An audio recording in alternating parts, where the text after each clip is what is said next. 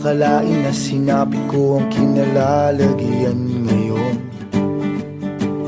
Para bang isang bagyong may lakas na signal number 4. Yung tipong di mo ginusto pero tsak naramdam mo ang tibok ng iyong puso.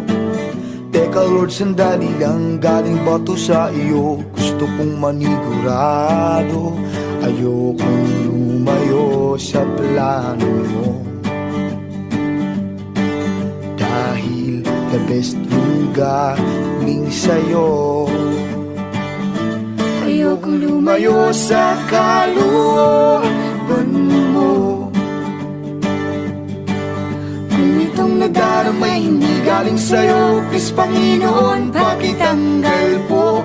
Ayokong pangunahan ang plano mo. Pero kung siya na talaga, huwag ka tulungan mo ko. Ayokong mabuli